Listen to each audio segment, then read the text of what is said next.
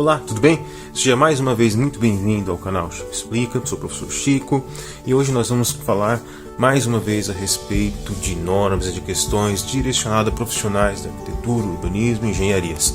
Em especial, hoje vamos tratar a respeito da regulamentação da profissão de arquiteto e urbanista, falando um pouquinho a respeito da lei do CAL, bem como de algumas questões sobre ética e sanções disciplinares destinadas à carreira do arquiteto e urbanista. Vamos lá! Vamos começar falando sobre o que é o CAL-BR. O CAL-BR é o Conselho de Arquitetura e Urbanismo do Brasil. O CAL ele foi criado e regulamentado pela Lei 12.378 de 2010. Antes disso, os arquitetos e urbanistas eles eram regulamentados dentro do sistema CONFEA-CREA. E a partir então da Lei 12.378, conquistaram a sua autonomia no que diz respeito à regulamentação da profissão. O CAL-BR, portanto, ele é responsável por orientar, disciplinar e fiscalizar o exercício da profissão de arquiteto e urbanista em todo o território nacional, bem como também por zelar pelos princípios da ética no que diz respeito ao exercício da profissão, promovendo as sanções administrativas que forem necessárias, as sanções disciplinares. O CAL também é composto não apenas em nível federal pelo Conselho de Arquitetura, Conselho Nacional de Arquitetura e Urbanismo, como também pelos Conselhos de Arquitetura e Urbanismo dos estados e do Distrito Federal. No que diz respeito à composição do CAL-BR, a Lei 12.378 de 2010, em seu artigo 26, trata desta. O Conselho de Arquitetura e Urbanismo do Brasil ele é composto por um conselheiro representante de cada estado membro do nosso país, assim como um representante do Distrito Federal e mais um representante das instituições de ensino de arquitetura e urbanismo. O voto para a eleição destes conselheiros, tanto em nível nacional como nos CAUs dos estados e do Distrito Federal, ele é direto, ou seja, o arquiteto ele vota diretamente, cada arquiteto no seu representante, não um voto indireto através de colegiados, mas diretamente indo às urnas, é que o arquiteto ele escolhe o seu representante. E além de um voto ser direto, ele é um voto obrigatório aos profissionais de cada estado que atuam na área da arquitetura e urbanismo. Os conselhos de arquitetura e urbanismo locais dos estados e do Distrito Federal, eles têm uma composição diferente. De acordo com a população local, é que vai se estabelecer quantos conselheiros os CAUs locais terão, nos termos do artigo 32 da Lei 12.378 de 2010. No caso de até 499 profissionais inscritos, são 5 conselheiros. De 500 a 1.000 profissionais inscritos, são 7 conselheiros. Acima de 1.001 até 3.000 profissionais inscritos na localidade, são 9 conselheiros. Acima de 3.000 profissionais inscritos, são 9 conselheiros, mais um para cada 1.000 inscritos ou fração, descontados os 3.000 iniciais. Então, no CAL brasileiro nós temos uma proporção exata correspondente a cada um dos estados da nossa federação e do Distrito Federal, mais um representante das instituições de ensino superior, e no que diz respeito aos CAUs locais, vai depender aí da quantidade de profissionais inscritos no conselho, na região. O mandato dos representantes do Conselho de Arquitetura e Urbanismo ele é de 3 anos, sendo permitida uma única recondução. Isso nos termos do artigo 36 da Lei 12.378 de 2010. E é interessante destacar também que o registro na profissão de arquiteto e urbanista ele é um ato obrigatório para o exercício da profissão e ele deve ser realizado diretamente no CAU do estado em que vai se exercer a atividade ou no CAU do Distrito Federal, se for o caso de atuação no distrito. Além disso, o registro profissional em si, ele habilita o arquiteto para que ele atue em todo o território nacional. Então, diferente, por exemplo, da advocacia, em que o profissional advogado ele se registra na OAB de um estado determinado, ele vai poder atuar dentro da área de abrangência daquele estado em si. No que diz respeito à arquitetura, o arquiteto ele pode se registrar, ele deve, se registrar no CAU de um determinado estado, mas esse registro não o impede de atuar em todo o território nacional, enquanto que o advogado ele precisaria de uma série de inscrições suplementares para atuar em mais estados além daquele em que ele realizou a sua inscrição. Para que você possa efetuar o registro como profissional de arquitetura e urbanismo, você tem que atender algumas exigências que constam na Lei 12.378 de 2010, no seu artigo 6º. Primeiro de tudo, você tem que ter capacidade civil, ou seja, você não pode ser relativamente nem absolutamente incapaz. Você tem que ser uma pessoa não apenas titular, reconhecida enquanto titular de direitos, ou seja, tem personalidade jurídica, como também alguém que não precisa de um representante legal, de um curador, de um tutor, para que haja em seu nome. Ou seja, você tem que estar em plenas faculdades para o exercício da atividade em si e da vida civil. Além da capacidade civil, você também tem que possuir um diploma de graduação em arquitetura e urbanismo que tenha sido expedido por uma instituição de ensino superior oficialmente reconhecida pelo poder público, ou seja, reconhecida pelo Ministério da Educação e Cultura, pelo MEC.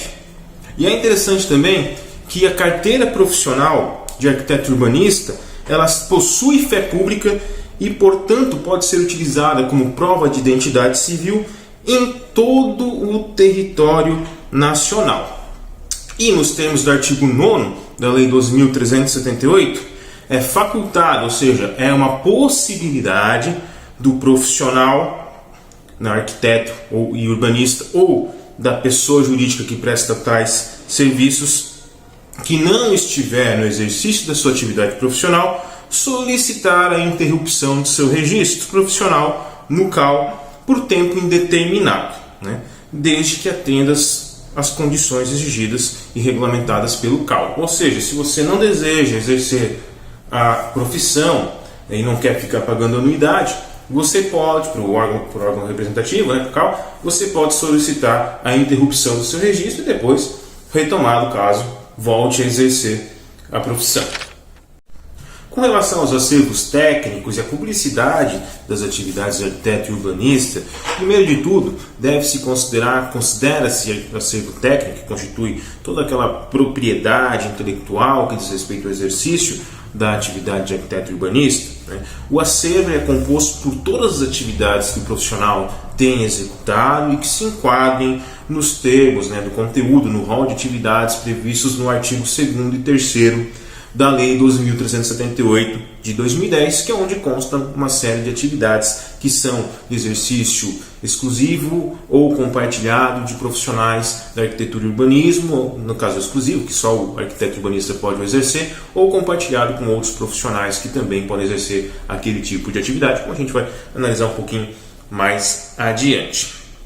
E todas essas atividades previstas nesses artigos e que nos termos do artigo 12 da lei do CAU constituem seu acervo técnico, devem ser efetivamente registradas nos CAUs do local onde ele atua, certo? Então, para fins de prova de acervo técnico, de prova da sua propriedade intelectual, da sua autoria a respeito de uma determinada atividade, você deve necessariamente realizar o registro dela no CAU. Do contrário, você não tem como fazer prova da autoria, de que você foi o responsável por determinada atividade, projeto que foi desenvolvido e executado. Quanto à publicidade em si, o artigo 14 da Lei do CAU, da Lei 12.378, diz o seguinte: é dever do arquiteto e urbanista ou da sociedade de prestação de serviços de arquitetura e urbanismo, pois pode-se prestar através de pessoas jurídicas as atividades de arquiteto urbanista. Quem viu os meus vídeos de direito empresarial sabe que é comum se organizarem essas atividades intelectuais através de sociedades simples de prestação de serviços, né? Então o arquiteto e urbanista ele pode também fazer uso da sociedade para prestar os seus serviços, e é um dever, portanto, do arquiteto e das sociedades de arquitetura e urbanismo indicar documentos, peças publicitárias, peças publicitárias, placas ou outro elemento de comunicação dirigido ao cliente, ao público geral e ao CAL os seguintes dados. Então, nas suas peças, nas suas atividades, sempre tem que constar os seguintes atos, assim, as seguintes informações: o nome civil, no caso de arquiteto que atua por si só, sem estar organizado em pessoa jurídica, em sociedade, ou a razão social, que aí seria o nome empresarial da sociedade de arquitetos e urbanistas. 2. O número do registro no CAL local, da pessoa física ou da sociedade. E 3. A atividade que se está desenvolvendo. E aqui é interessante destacar o teor do parágrafo único deste artigo 14. Quando se tratar de atividade desenvolvida por mais de um arquiteto e urbanista, ou por mais de uma sociedade de prestação de serviços de arquitetura e urbanismo, ou seja, uma atividade desenvolvida em coautoria,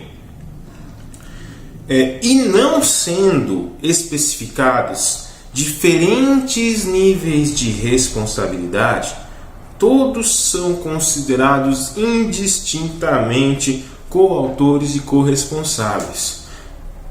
O que isso quer dizer? Que se você não especificar qual é a responsabilidade de cada um dos envolvidos naquele determinado projeto, né, todos são igualmente responsáveis pelos resultados e consequências dele, né? Então, você, para se eximir de culpa, por exemplo, um determinado problema ali no projeto hidráulico, vamos dizer assim, né, você tem que especificar que a sua função ali era apenas no que diz respeito às questões relativas ao conforto ambiental, né, ao paisagismo, o que quer que seja. Então, para você não assumir a mesma responsabilidade que os demais profissionais envolvidos naquele empreendimento, naquele projeto que se está executando, você tem que deixar bem claro, né, na própria publicidade dessa atividade, que é exigida pelo artigo 14, qual é o seu nível de responsabilidade, né, sobre o que você está desempenhando naquela atividade em si, qual é a sua função, que projeto você está desenvolvendo. Do contrário, você é igualmente responsável. E quanto à execução desses projetos em si, é interessante a gente observar o que diz o artigo 15 da Lei 12.378 de 2010. Aquele que implantar ou executar projeto ou qualquer trabalho técnico de criação ou de autoria de arquiteto e urbanista deve fazê-lo de acordo com as especificações do detalhamento constantes do trabalho, salvo autorização em contrário por escrito do autor, aquele que desenvolveu aquele projeto em si, né? Então, quem for executar o projeto desenvolvido por um arquiteto urbanista está obrigado, ou seja, está vinculado ao teor dele, a todas as suas especificações, a todas as diretivas, né, a tudo que consta naquele projeto. Não pode fazer nada diferente do que consta no projeto, salvo se o próprio autor, aquele que desenvolveu o projeto, autorizar se executar aquela atividade de outra forma. Seguindo adiante, parágrafo único.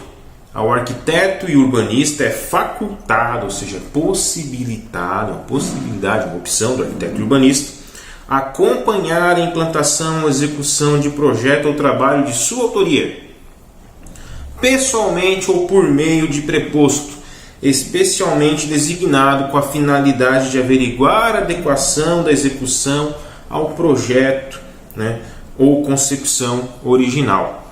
Então, mesmo que você não seja diretamente o responsável pela execução do seu projeto, ainda assim lhe é facultado que você acompanhe a execução deste projeto, que foi de sua autoria, justamente para fiscalizar se está tudo sendo executado conforme consta no projeto de sua autoria, de acordo com todas as especificações que você, arquiteto urbanista, o fez no seu desenvolvimento. Artigo 16. As alterações em trabalho de autoria de arquiteto e urbanista, tanto em projeto como em obra dele resultante, somente poderão ser feitas mediante consentimento por escrito da pessoa natural titular dos direitos autorais, salvo pactuação em contrário. Parágrafo 1º. No caso de existência de coautoria, salvo pactuação em contrário, será necessária a concordância de todos os coautores. Portanto, alterações num determinado projeto dependem da aprovação do seu autor. E se for o caso de um trabalho que foi desenvolvido em coautoria, ou seja, por mais de um arquiteto e urbanista, é necessária a aprovação de todos eles para que se proceda à alteração no projeto e na sua execução.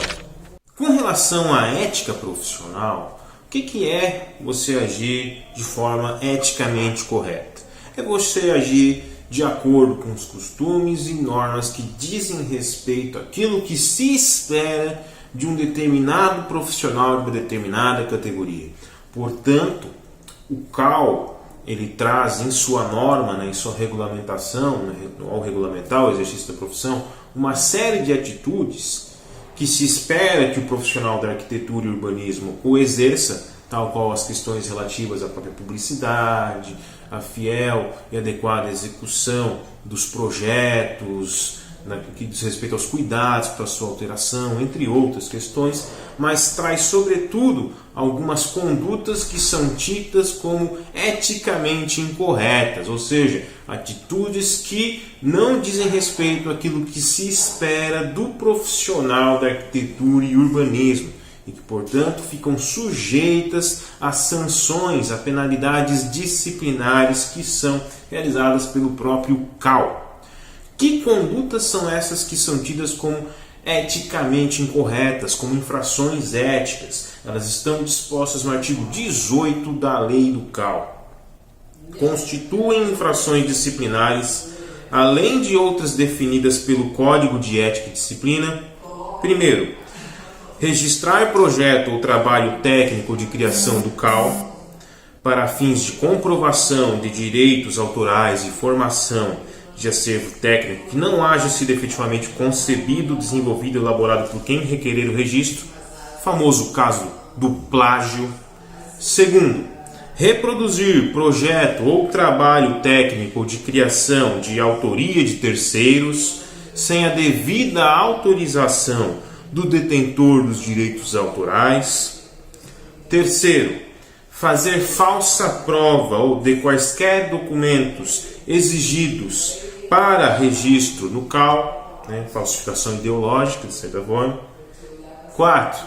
Delegar a quem não seja arquiteto e urbanista a execução de atividade privativa de arquiteto e urbanista, que não tenha formação adequada para isso. 5. Integrar sociedade de prestação de serviços de arquitetura e urbanismo sem nela atuar, com o objetivo de viabilizar o registro da empresa no CAL, de utilizar o nome arquitetura e urbanismo na razão jurídica, ou o nome fantasia, ou ainda de simular para os usuários dos serviços de arquitetura e urbanismo a existência de profissional do ramo atuando. Aquela famosa história de emprestar o nome para alguém abrir um empreendimento que a princípio não o poderia. Então você não pode participar de forma ficta, de mentirinha, de uma sociedade de arquitetos e urbanistas tão somente para que ela proceda o registro no CAL e opere. É uma infração ética fazer isso e você pode estar sujeito a sanções disciplinares. Sexto, locupletar-se, ou seja, enriquecer, tirar proveito de alguém indevidamente, ilicitamente. por qualquer meio às custas do seu cliente, diretamente ou por intermédio de terceiros.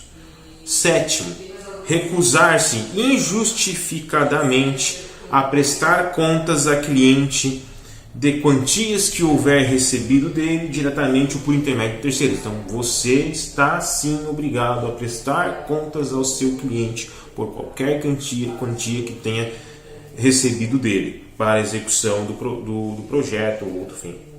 Oitavo, deixar de informar em documento ou peça de comunicação dirigida a cliente, ao público em geral, ao CAL-BR ou aos CAUs locais em si, os dados exigidos nos termos desta lei, que são aquelas informações para fins de publicidade da atividade que se está sendo realizada pelo arquiteto urbanista ou sociedade de arquitetos urbanistas. Não tiver isso, se informarem aqueles dados, você está cometendo também uma infração ética. Nono, deixar de observar as normas legais e técnicas pertinentes à execução de atividades de arquitetura e urbanismo.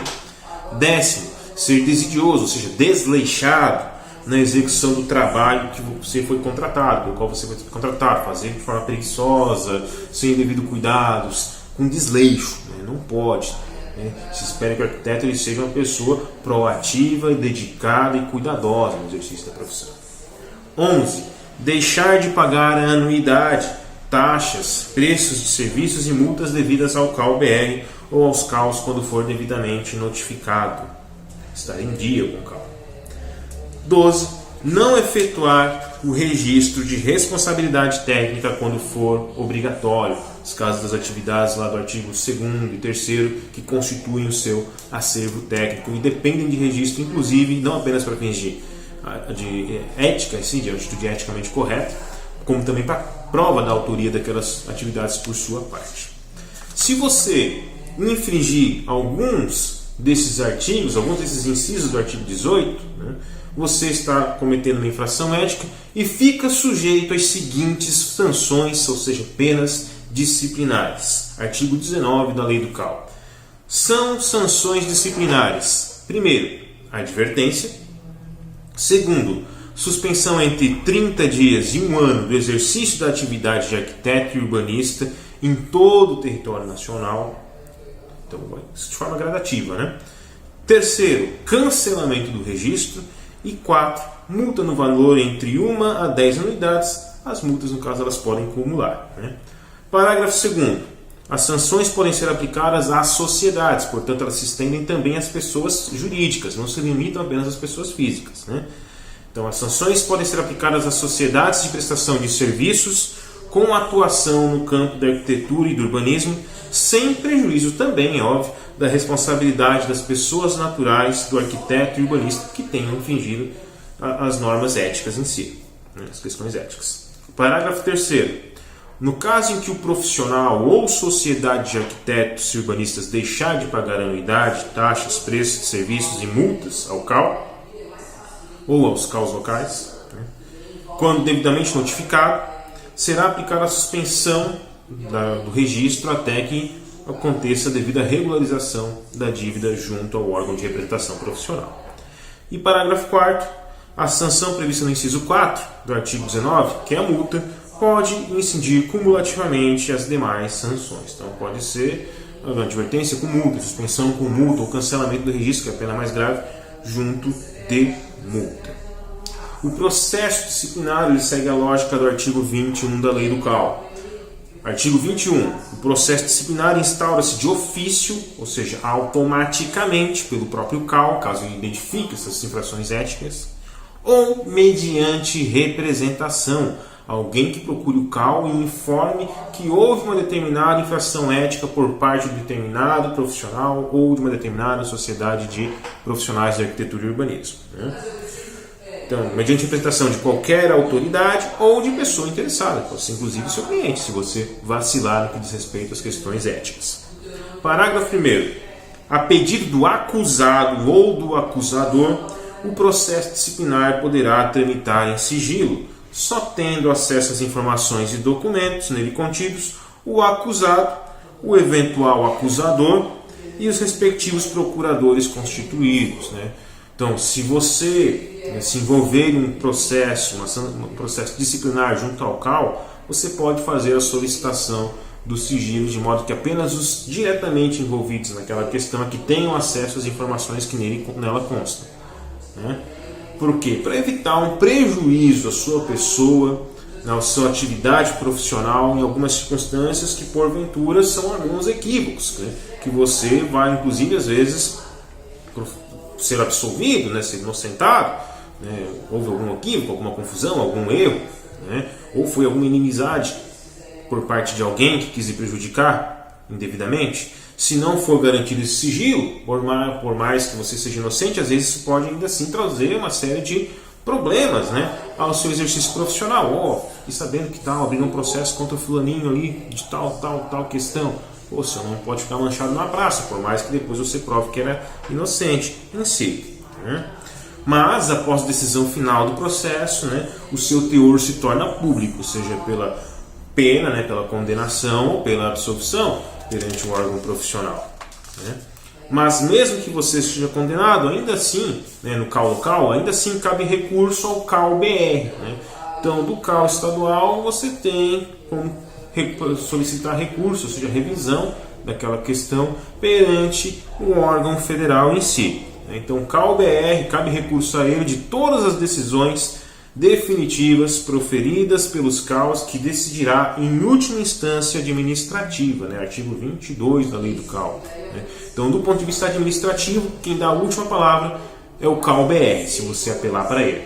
Né? Nada impede que essa questão ela se estenda para discussão perante a justiça, ou seja, saia da esfera administrativa e se estenda para uma discussão judicial, porque os níveis de responsabilidade são diferentes. Responsabilidade administrativa perante o órgão regulamentador da profissão, e pode também acontecer de ser o caso de uma responsabilidade jurídica perante o poder judiciário, né, que vai arbitrar sua responsabilidade numa perspectiva civil, né, de indenização a um cliente que foi eventualmente prejudicado pela sua atividade irregular, e penal, se isso também está atrelado a uma conduta criminosa. Né. Você foi lá e aplicou um golpe no seu cliente, o cara teve um prejuízo enorme, você fica sujeito à responsabilidade administrativa, de modo que você pode chegar até perder o seu registro cancelado, uma responsabilidade civil, a fim de reparar o prejuízo financeiro que você causou ao cliente que você causou um prejuízo, né? E penal, né, criminal, pela sua atitude criminosa em si, no caso de estelionato, por exemplo, né, alguém que se valeu de meios ilícitos para obter uma vantagem indevidamente. Né? Parágrafo único, ou melhor, artigo 23.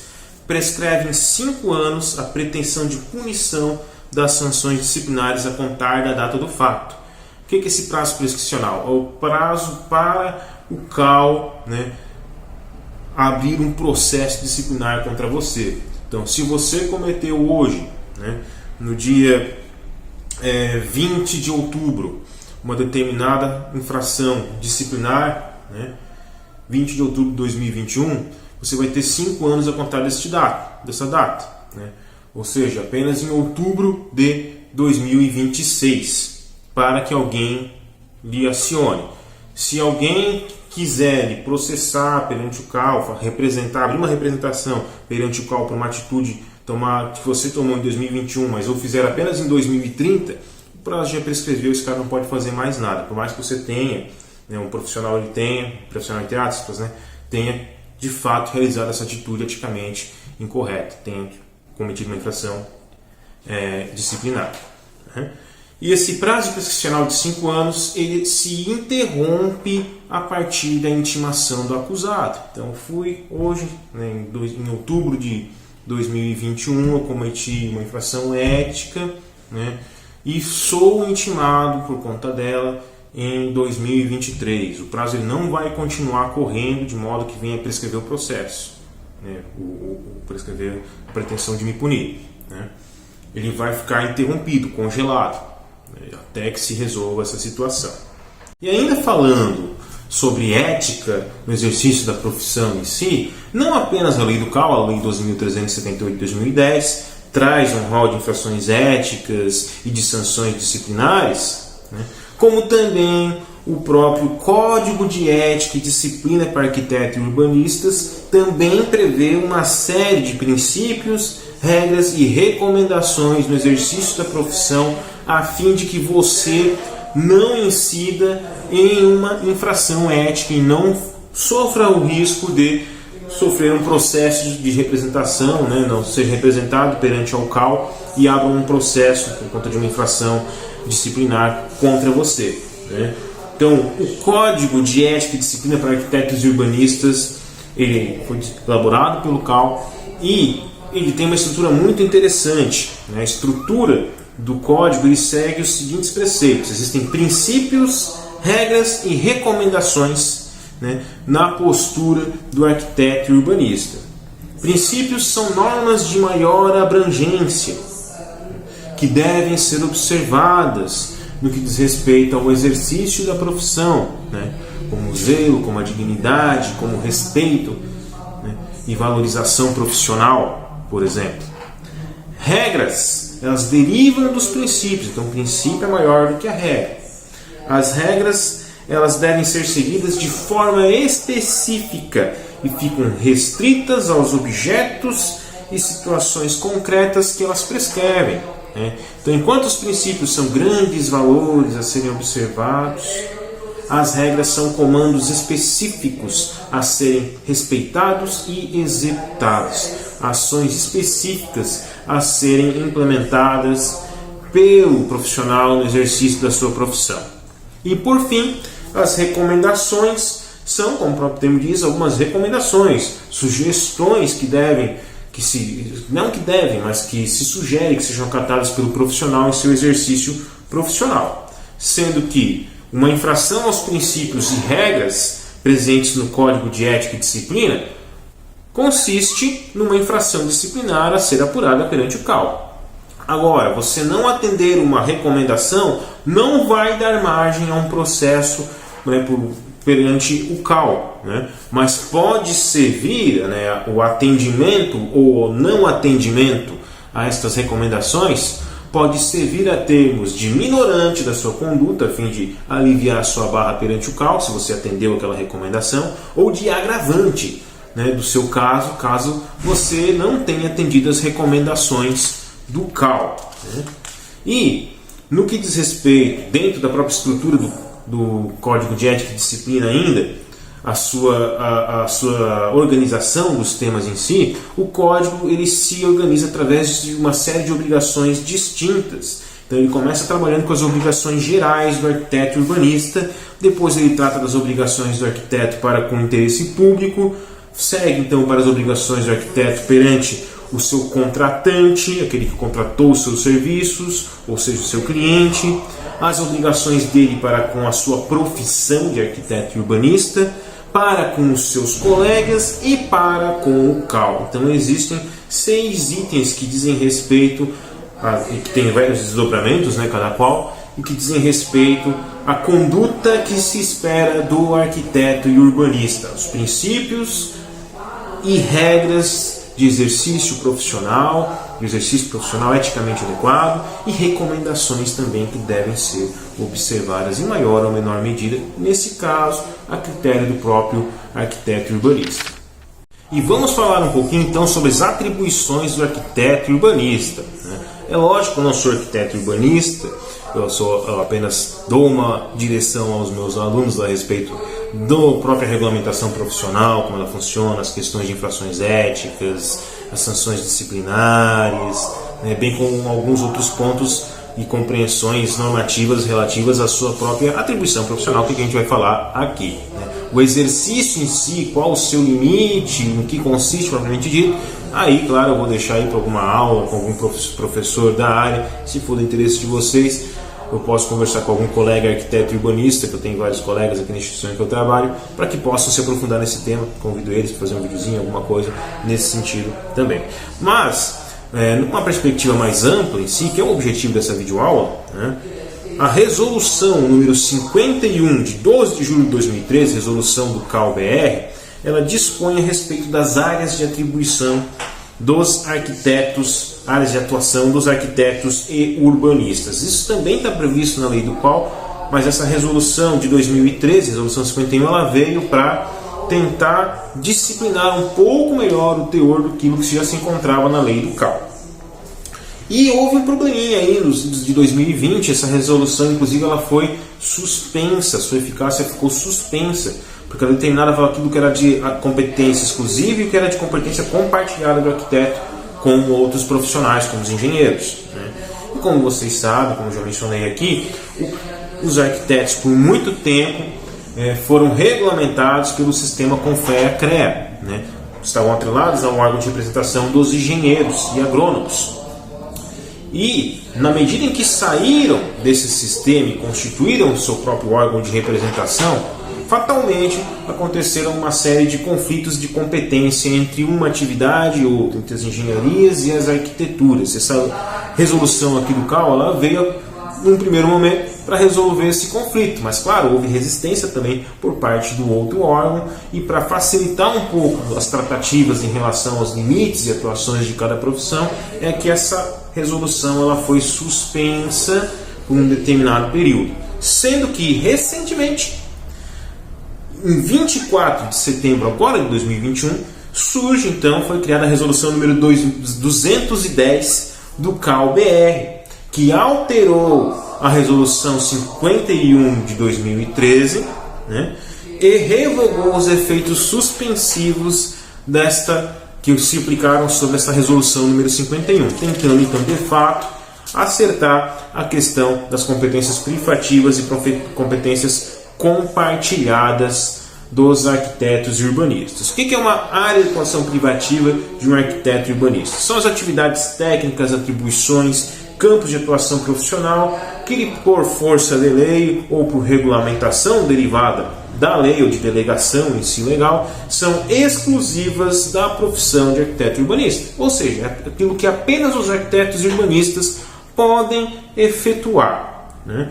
De acordo com a resolução número 51, alterada pela resolução 210, essas competências exclusivas de arquiteto e urbanista são aquelas que constam no artigo 2º, né, da lei do CAL, certo? E, por outro lado, competências compartilhadas seriam o quê? Seriam atividades, técnicas, atribuições, campos de atuação profissional que são comuns a mais de uma profissão regulamentada, tal qual os arquitetos e engenheiros, né? Podendo ser exercidas, portanto, pelos profissionais de qualquer uma dessas áreas, dentro daquilo que as suas respectivas normas regulamentadoras o permitirem, né?